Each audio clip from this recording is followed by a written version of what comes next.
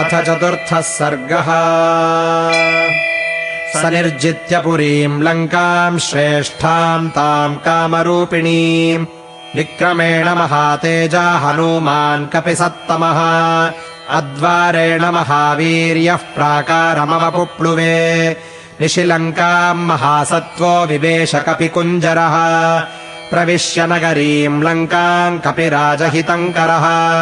चक्रेऽथ पादम् सव्यम् च शत्रूणाम् स तु मूर्धनि प्रविष्टः सत्त्वसम्पन्नो निशायाम् मारुतात्मजः स महापथमास्थाय मुक्तपुष्पविराजितम् ततस्तु ताम् पुरीम् लङ्काम् रम्यामभिययौ कपिः हसितोत्कृष्टनिनदैस्तूर्यघोषपुरस्कृतैः वज्राङ्कुशनिकाशैश्च वज्रजालविभूषितैः गृहमेधैः पुरी रम्या बभासेद्यौरिवाम्बुदैः प्रजज्वाल तदालङ्का रक्षो गणगृहैः शुभैः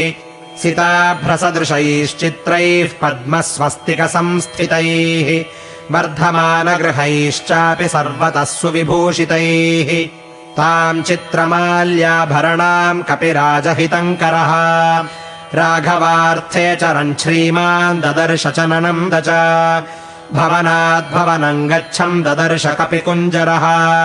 विविधाकृतिरूपाणि भवनानि ततस्ततः शुश्रावरुचिरम् गीतम् त्रिस्थानस्वरभूषितम् स्त्रीणाम् मदनविद्धानाम् दिवि चाप्सरसामिव शुश्रावकाञ्चीनिनदम् नूपुराणाम् च निस्वनम् सोपाननिनदांश्चापि भवनेषु महात्मनाम् आस्फोटितनिनादांश्च क्ष्वेडितांश्च ततस्ततः शुश्रावजपताम् तत्र मन्त्रान् रक्षो गृहेषु वै स्वाध्यायनिरतांश्चैव यातु धानाम् ददर्शसः रावणस्तव संयुक्तान् गर्जतो राक्षसानपि राजमार्गम् समावृत्य स्थितम् रक्षोगणम् महत् ददर्श मध्यमे गुल्मे राक्षसस्य चरान् बहून् दीक्षितान् जटिलान् मुण्डान् गोजिनाम्बरवाससः दर्भमुष्टिप्रहरणानग्निकुण्डायुधांस्तथा कूटमुद्गरपाणींश्च दण्डायुधधरानपि एकाक्षानेकवर्णांश्च लम्बोदरपयोधरान् करालान् भुग्नवक्त्रांश्च विकटान् वामनांस्तथा धन्विनः खड्गिनश्चैव शतघ्नीमुसलायुधान् परिघोत्तमहस्तांश्च विचित्रकवचोज्ज्वलान् नातिस्थूलान् नातिकृशान् नातिदीर्घातिह्रस्वकान् नातिगौरान् नातिकृष्णान् नातिकुब्जान्न वामनान् विरूपान् बहुरूपांश्च सुरूपांश्च सुवर्चसः पताकिनश्च ध्वजिनो ददर्श विविधायुधान् शक्तिवृक्षायुधांश्चैव पट्टिशासनिधारिणः क्षेपणीपाशहस्तांश्च ददर्श स महाकपिः स्रग्विणस्त्वनुलिप्तांश्च वराभरणभूषितान् नानावेशसमायुक्तान् यथा स्वैरचरान् बहून्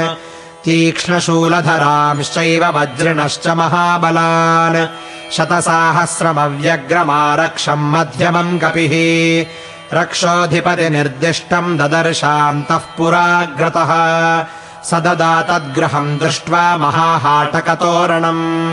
राक्षसेन्द्रस्य विख्यातमद्रिमूर्ध्नि प्रतिष्ठितम् पुण्डरीकावतंसाभिः परिखाभिः समावृतम् प्राकारावृतमत्यन्तम् ददर्श स महाकपिः त्रिविष्टपनिभम् दिव्यम् दिव्यनादविनादितम् वाजिह्रेषितसङ्घुष्टम् नादितम् भूषणैस्तथा रथैर्यानैर्विमानैश्च तथा हयगजैः शुभैः वारणैश्च चतुर्दन्तैः श्वेताभ्रणिचयोपमैः